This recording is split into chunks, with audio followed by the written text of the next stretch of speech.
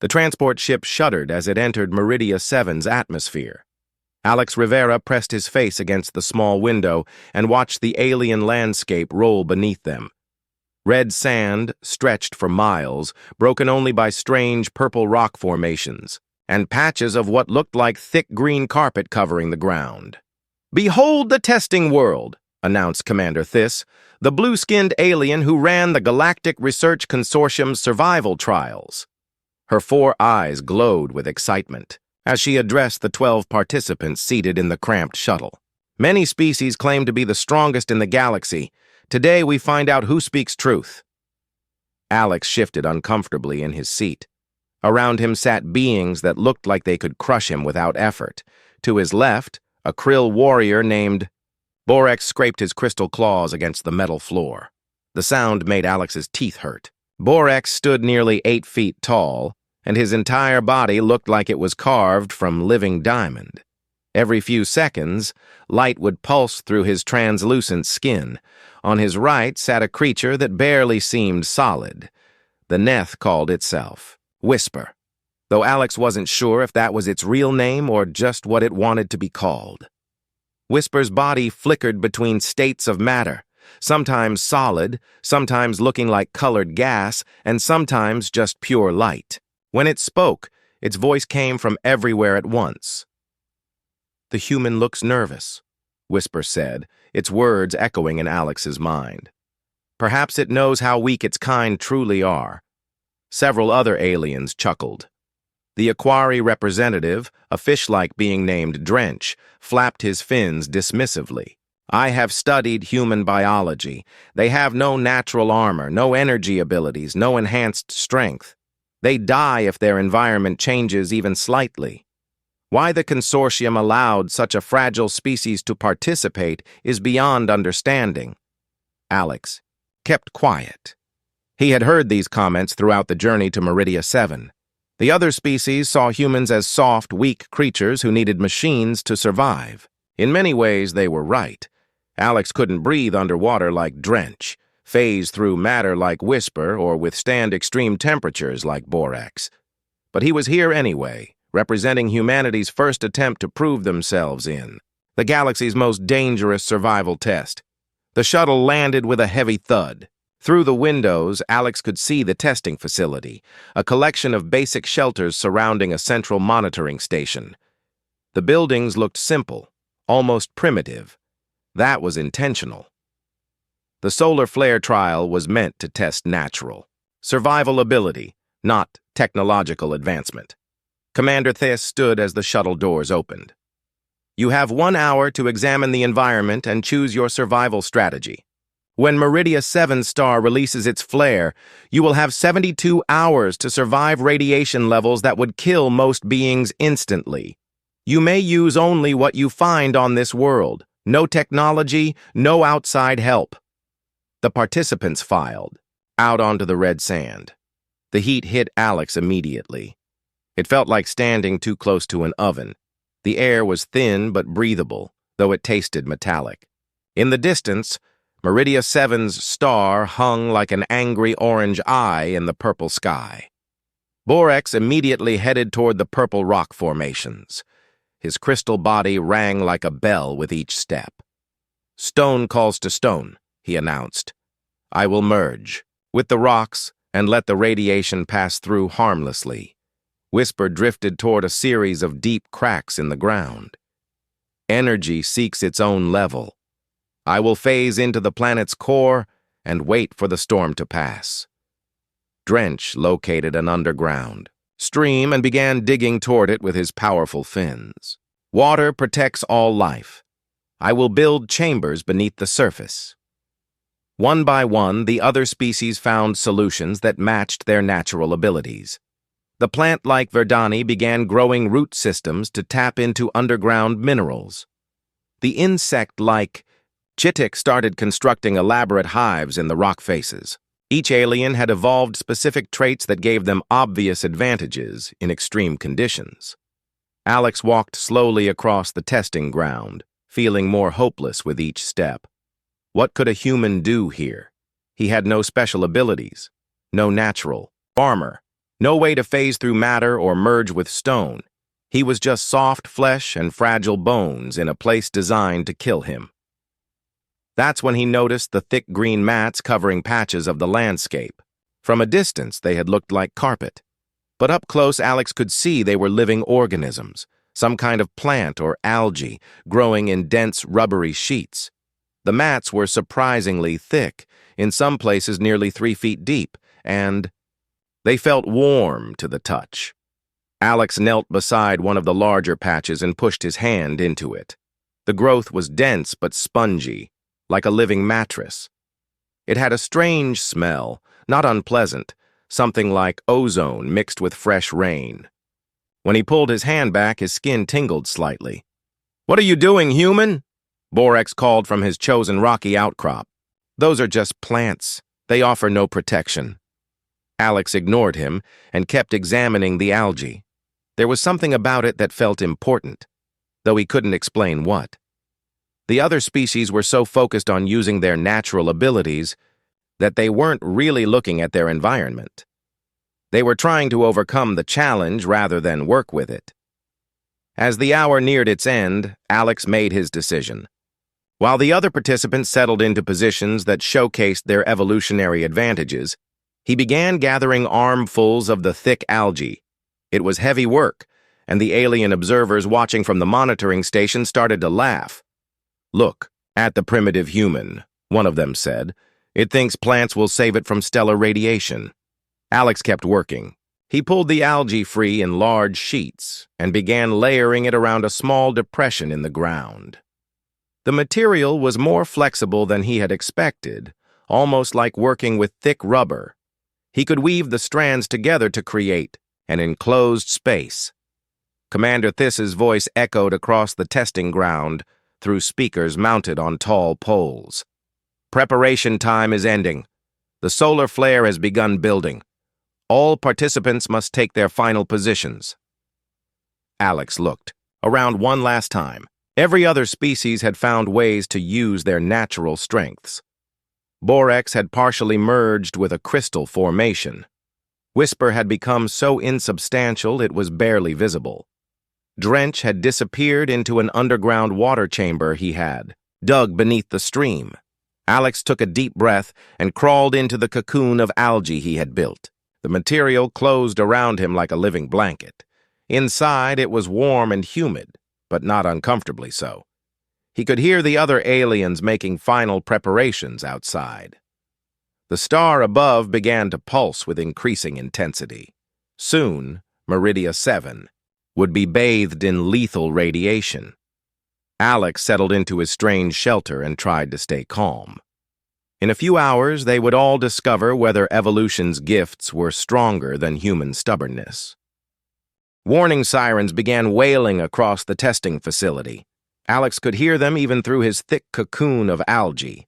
The sound was harsh and mechanical, cutting through the humid air inside his shelter like a knife. Outside, he could hear the other participants making last-minute adjustments to their survival strategies. "Radiation buildup detected," Commander Thiss's voice announced over the facility's speakers. "Flare intensity rising to critical levels. All observers report to shielded bunkers immediately."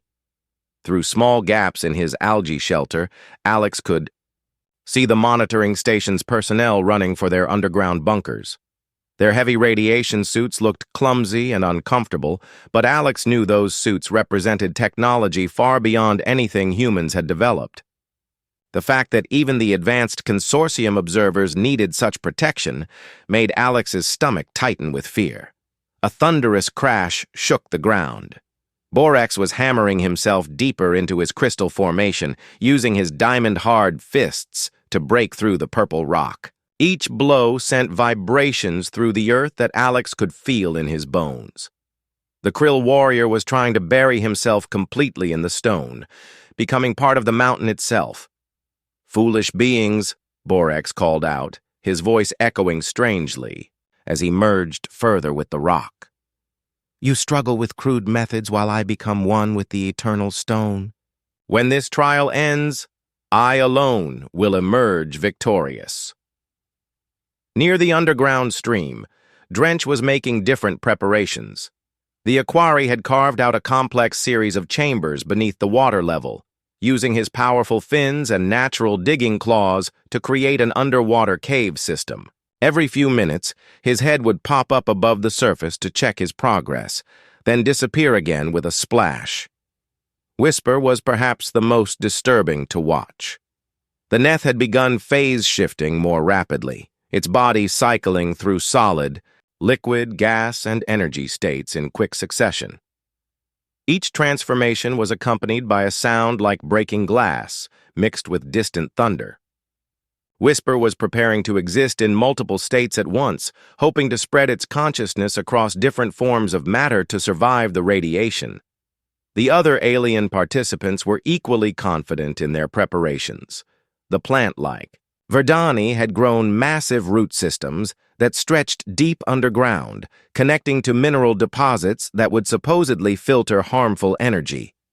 The insect Chetic had constructed a complex hive structure with multiple chambers and escape routes, carved into the rock face. Alex pressed his eye to a gap in his algae cocoon and watched them all.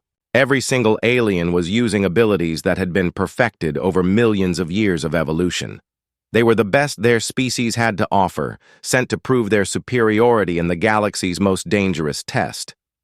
And then there was him. A human wrapped in alien plants, hoping for a miracle. The algae around him felt warm and slightly damp. It had a strange texture, somewhere between rubber and living flesh. When he pressed against it, the material seemed to push back gently, as if it were responding to his touch. Alex had noticed that the algae grew in perfect mats, never scattered randomly across the landscape. It was almost as if it chose where to establish itself.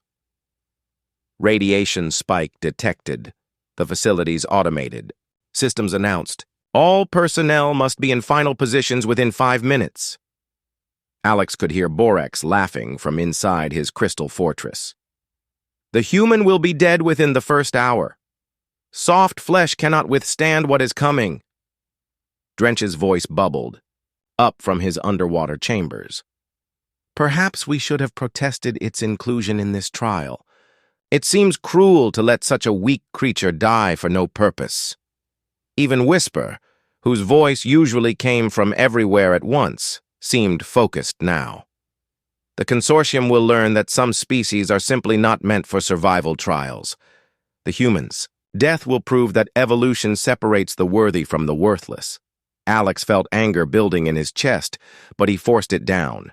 Getting emotional wouldn't help him survive the next 3 days. He needed to focus on his environment and trust his instincts, even if those instincts had led him to wrap himself in alien plants like a primitive caveman.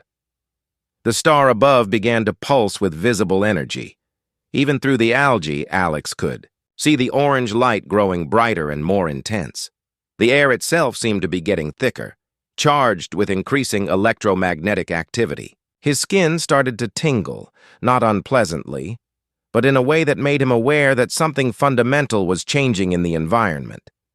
That's when he noticed something strange about the algae. As the star's intensity increased, the plant material around him seemed to become more active. The gentle pulsing he had felt earlier was getting stronger, more rhythmic. It was almost like the algae was waking up. Alex pressed his hand flat against the inner wall of his shelter. The tingling sensation in his skin was definitely coming from the algae, not from outside radiation. Whatever this stuff was, it was responding to the increasing energy from Meridia 7's star.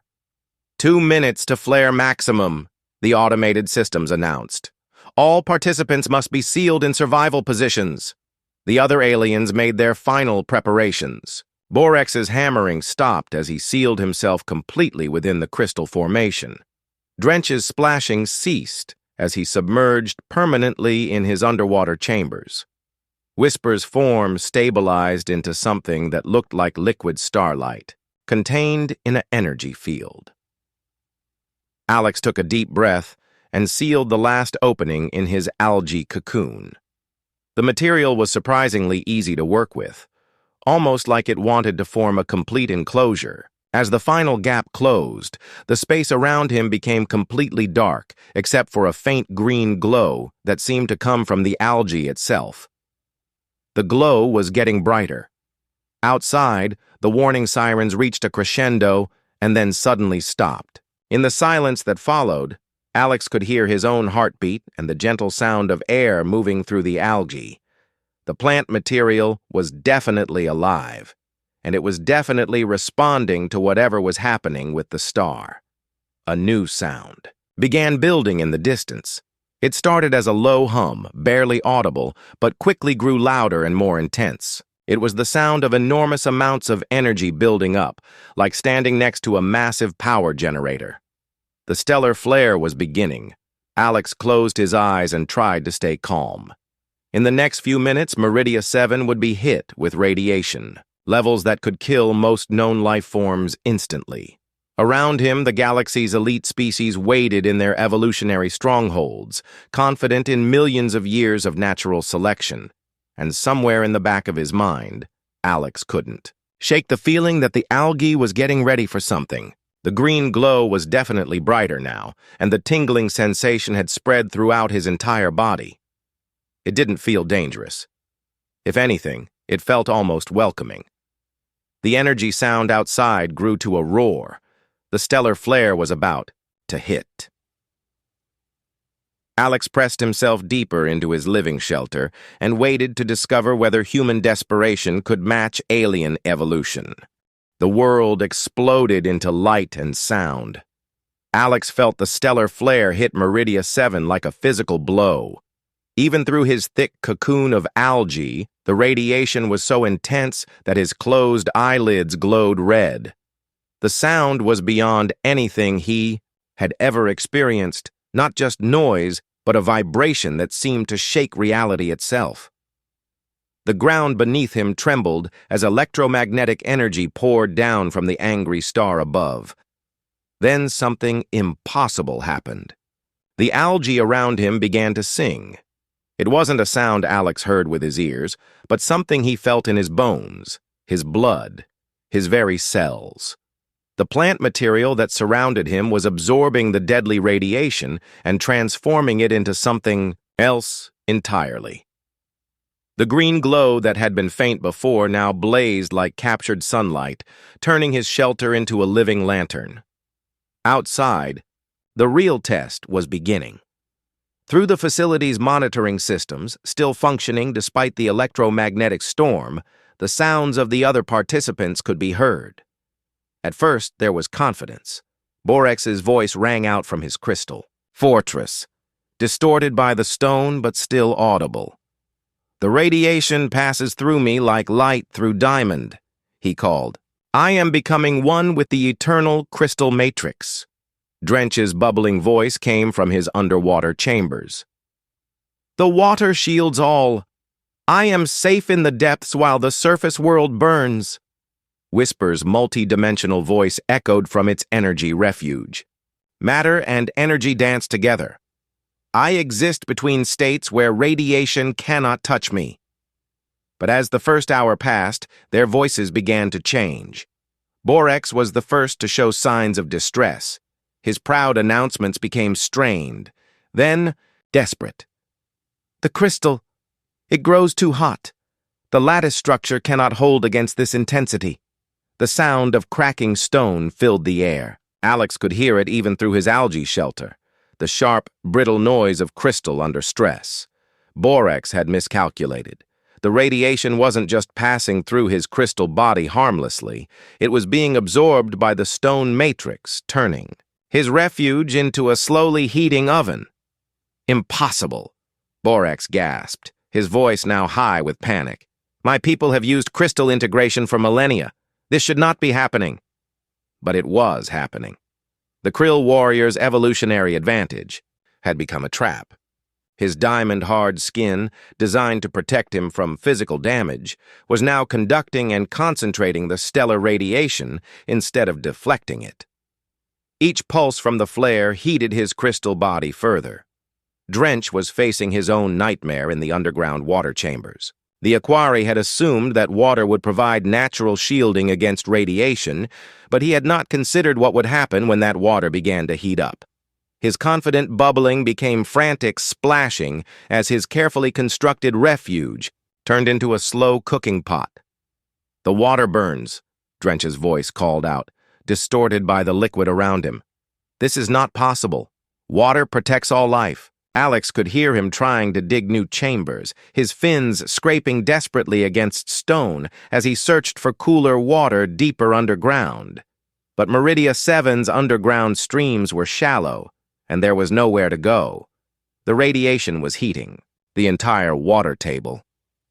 Whisper was discovering that existing in multiple states of matter made the situation worse, not better. The Neth's voice, usually calm and echoing, became fragmented and harsh. "Cannot maintain cohesion. Energy states collapsing. Reality matrix unstable." The problem was that radiation affected matter and energy differently, and Whisper was trying to exist as both simultaneously. Instead of protecting the Neth, its phase-shifting ability was tearing it apart as different parts of its consciousness experienced the radiation in incompatible ways. One by one, the other participants began to fail. The plant-like Verdani found that its root systems, designed to absorb nutrients from soil, were instead drinking in concentrated radiation from the contaminated ground. The insect Cheetic discovered that its multi-chambered hive, meant to provide escape routes, had become a maze with no exit from the all-penetrating energy storm. Through it all, Alex sat in his algae cocoon and felt increasingly amazed. The plant. Material around him was not just surviving the radiation, it was thriving on it. The green glow had stabilized into a warm, comfortable light. The temperature inside his shelter remained perfectly comfortable while the world outside baked in stellar fire. More importantly, Alex himself felt fine. Better than fine, actually. The tingling sensation that had started in his skin was now a pleasant warmth that seemed to energize his entire body. Whatever the algae was doing to the radiation, it was somehow beneficial to human physiology. By the end of the second day, the voices from outside had largely stopped. Borex's crystal fortress had gone silent except for the occasional sound of superheated stone cracking. Drench's frantic splashing had ceased hours earlier. Whisper's fragmented communications had dissolved into static-filled whispers that no longer made sense. Alex pressed his eye to a small gap in his shelter and tried to see what was happening. The landscape outside looked like an alien hell. The red sand had turned to glass in places where the radiation was most intense. The purple rock formations glowed with heat distortion. Steam rose from the underground streams where Drench had built his chambers. But the algae mats scattered across the landscape were unchanged. If anything, they seemed to be growing larger and more vibrant. Some of the distant patches now glowed, with the same green light that surrounded Alex, like beacons of life in a world turned hostile. On the third day, Alex began to understand what was really happening. The algae wasn't just absorbing radiation, it was designed for it.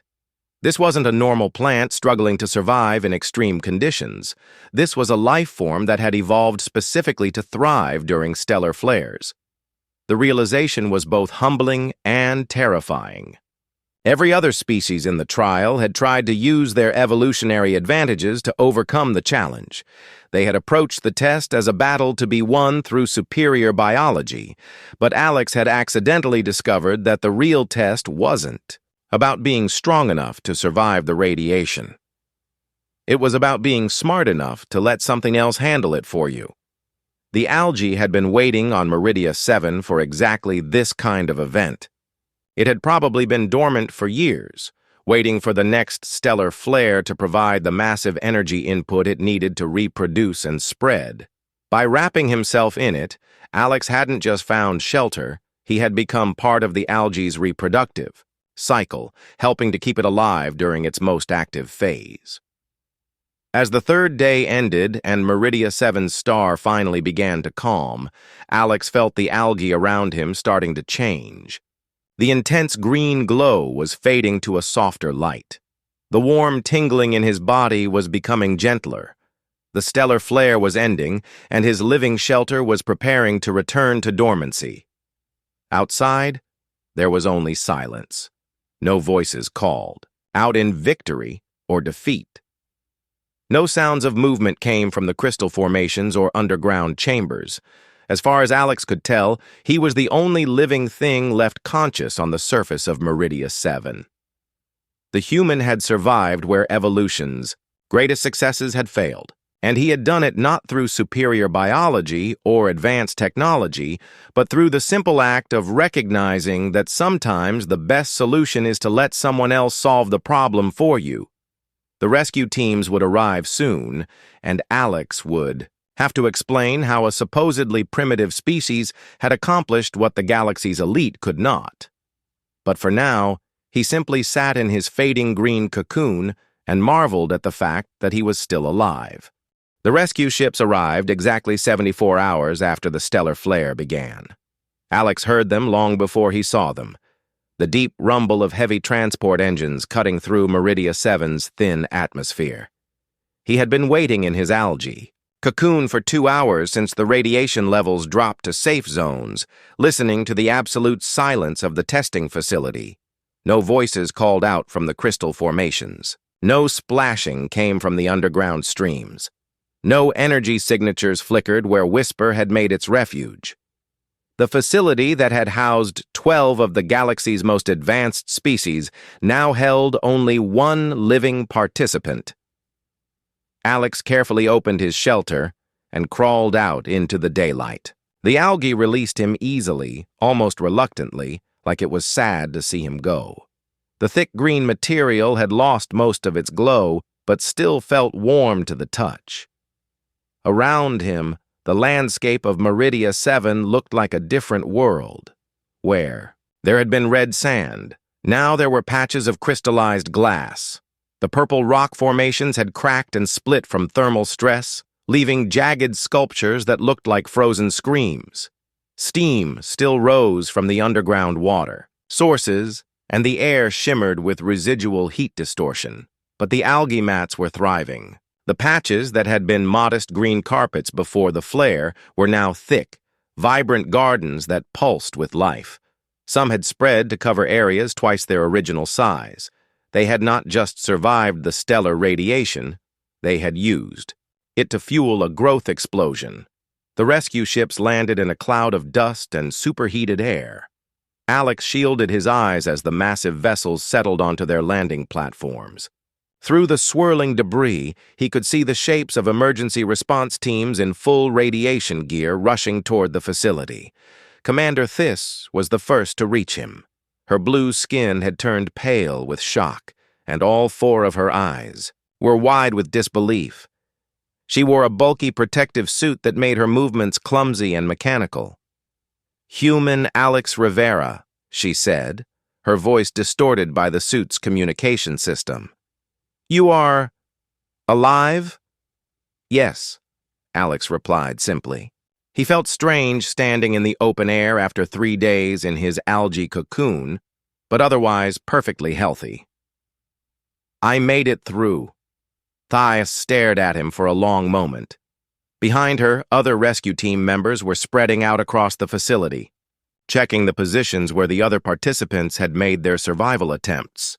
Their radiation detectors were clicking frantically as they moved. "The others?" Alex asked, though he already knew the answer. Thys shook her head slowly. Borex's crystal formation registered temperatures over 3,000 degrees.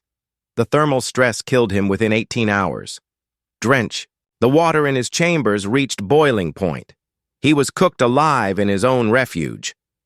She paused and looked toward the area where Whisper had tried to phase shift through the radiation storm. The Neth's energy matrix destabilized completely. What remains cannot be reassembled into a living consciousness. Whisper is gone. The reports continued as the rescue teams checked each position. The plant, like Verdani, had been poisoned by radiation absorbed through its root system. The insect chitik had been slowly roasted in its hive chambers. Every single participant except Alex had died within the first 2 days of the trial. I do not understand, Thies said, turning back to Alex. You have no natural defenses against radiation. Human biology is fragile, vulnerable. Your species lacks the evolutionary advantages that brought the others here. How did you survive when beings far more advanced could not? Alex gestured toward his algae cocoon. The rescue teams had noticed it but dismissed it as debris. I hid under the plants. They protected me. Plants? Thess's 4 eyes focused on the thick green material. Those are simple algae organisms. They offer no protection against stellar radiation. Our scientists surveyed this world thoroughly before establishing the testing facility. Your scientists were wrong, Alex said quietly. These aren't simple organisms. They're specifically adapted to feed on radiation. They've been waiting for this stellar flare to reproduce and spread. One of the rescue team members approached with a radiation detector. The device was clicking steadily as he swept it over the landscape, but when he passed it over Alex's algae shelter, the clicking stopped entirely. Commander, the team member called out, his voice tight with surprise. This organic material is showing 0 radiation signature. It's completely clean. This moved closer to examine the algae. Impossible. After 3 days of direct stellar bombardment, everything on this planet should be contaminated for months. Alex knelt beside his shelter and pressed his hand against the algae. It still felt warm and alive, though the intense glow had faded. It didn't just block the radiation. It absorbed it, converted it into energy for growth and reproduction. I wasn't hiding from the stellar flare, I was helping the algae harvest it. The implications began to sink in across the rescue team. The galaxy's most advanced species had been killed by a challenge that was solved by recognizing the local ecosystem and working with it instead of against it. The human, supposedly the most primitive participant, had survived because he was humble enough to let alien plants save his life. News of the trial results spread across the galaxy within hours. The Galactic Research Consortium had expected to crown a new species as the ultimate survivors. Instead, they found themselves questioning everything they thought they knew about evolution, intelligence, and survival. In the weeks that followed, xenobiologists from dozens of worlds descended on Meridia 7 to study the algae.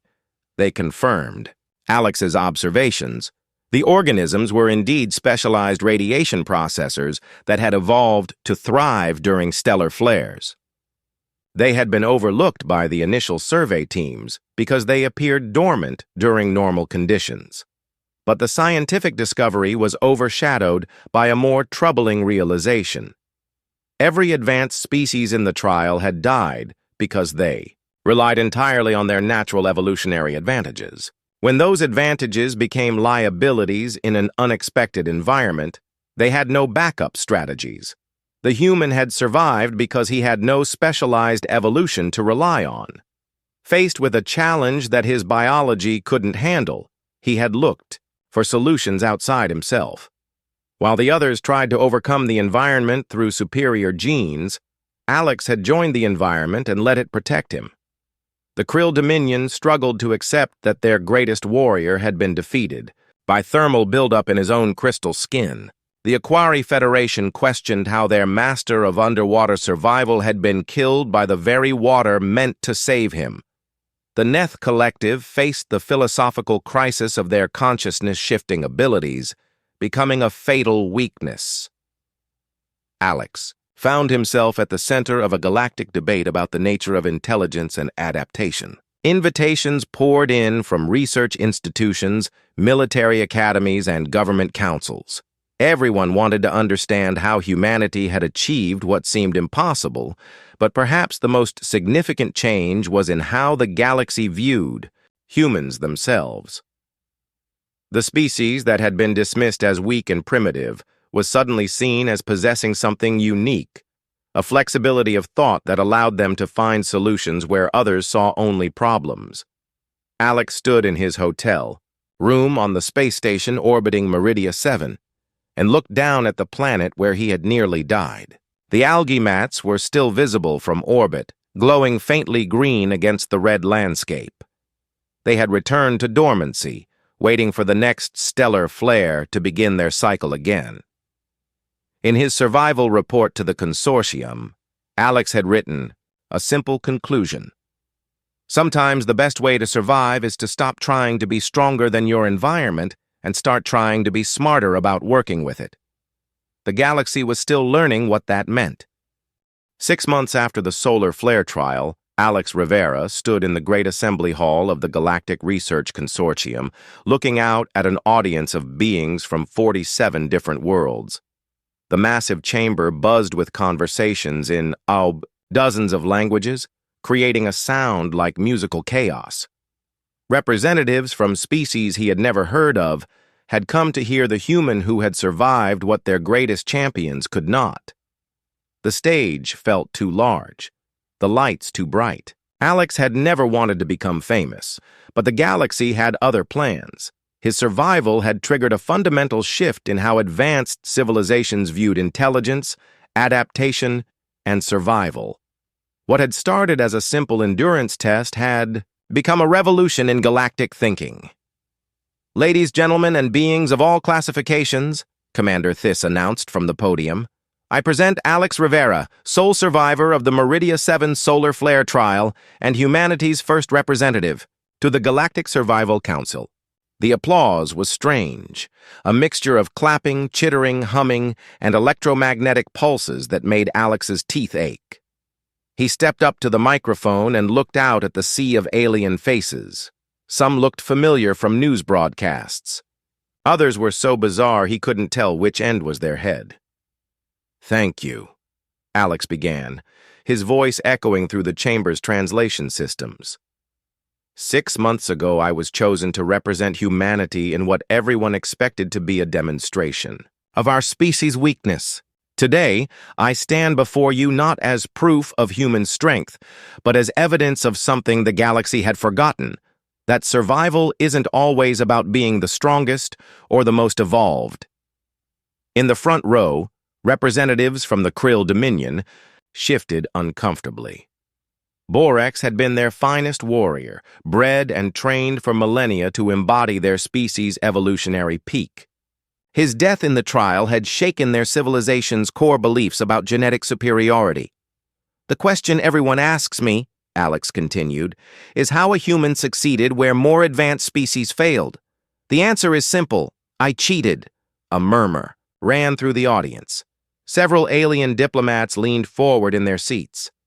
"I cheated by not playing the game the way it was supposed to be played," Alex explained. "Everyone else tried to survive the stellar flare by being strong enough to resist it. I survived by admitting I wasn't strong enough and finding something that was." Behind the podium, a holographic display showed footage from the trial. The audience watched Alex wrapping himself in the thick algae while the other participants showcased their evolutionary advantages. At the time, it had looked like primitive desperation. Now it looked like genius. The algae on Meridia 7 had been waiting for decades for a stellar flare to trigger their reproductive cycle, Alex said. They were perfectly adapted to not just survive the radiation, but to thrive on it. My contribution was recognizing that I didn't need to be stronger than the environment. I needed to become part of an ecosystem that was already stronger than the environment. Dr. Helix of the Aquari Federation rose from her seat. Her fish-like features were tense with emotion. "But how could you know that the algae would protect you? Drench was a master of aquatic survival, trained in environmental adaptation for 3 centuries. He made careful calculations based on proven water-shielding techniques. Your decision was random chance." Alex shook his head. "It wasn't random chance. It was human methodology. When faced with a problem we can't solve directly, we look for indirect solutions. We adapt to situations rather than trying to force situations to adapt to us. Drench tried to make the water environment work for his biology. I tried to make my biology work for the algae environment. The distinction seemed subtle, but it created heated discussions throughout the chamber. Species that had spent millions of years perfecting their evolutionary advantages were struggling with the concept that sometimes those advantages could become limitations. From the middle of the audience, a Neth representative flickered into visibility. The human speaks of adaptation, but what of progress? If we simply accept environmental limitations, how do we advance as civilizations? Alex smiled. We advance by understanding that intelligence isn't about being strong enough to overcome every challenge. It's about being smart enough to recognize which challenges require strength and which ones require cooperation. The holographic display changed to show recent developments on Meridia 7.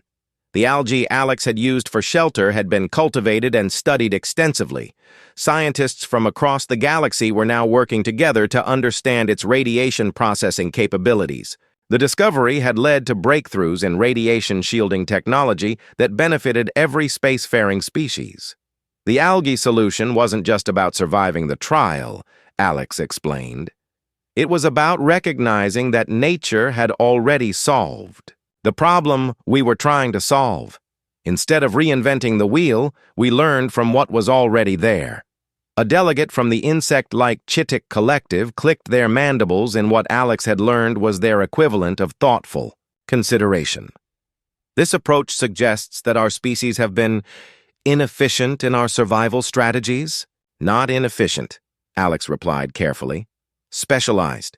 Your species have become incredibly good at surviving in the environments where you evolved, but specialization can become a trap when you encounter something outside your expertise. Okay. Audience grew quiet as the implications sank in. Every species in the chamber had achieved interstellar travel through evolutionary advantages that made them superior in their home environments. But Alex was suggesting that this very superiority might be a weakness when facing truly alien challenges. Commander Thys stepped forward. The consortium has been studying human survival strategies since the trial ended. What we have discovered is unprecedented. Humans consistently find solutions by incorporating elements from their environment, rather than trying to dominate it. This approach has allowed them to thrive in diverse conditions, despite lacking specialized biology. The holographic display showed examples of human adaptation throughout history. Desert tribes using animal skins and plant materials to survive extreme heat. Arctic peoples building shelters from ice and snow. Coastal communities developing boats from local materials to expand their range. In every case, Thys continued, humans faced environmental challenges not by evolving new biology, but by learning to work with existing environmental resources. They made themselves part of the ecosystem rather than trying to conquer it. A reptilian delegate from the Scalavern Empire hissed softly. This is why humans have been successful explorers and colonists. They do not require their home environment to be replicated. They adapt to whatever environment they encounter. Alex nodded.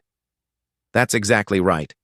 We're not the strongest, or the fastest, or the most intelligent species in the galaxy, but we might be the most adaptable, and in a universe full of unknown challenges, adaptability might be the most valuable trait of all. The session continued for hours as delegates asked questions and debated the implications of what they were learning. Some species were resistant to the idea that their evolutionary perfection might be a limitation. Others were fascinated by the possibility of learning human adaptation techniques. Near the end of the session, a young delegate from a species Alex didn't recognize stood up.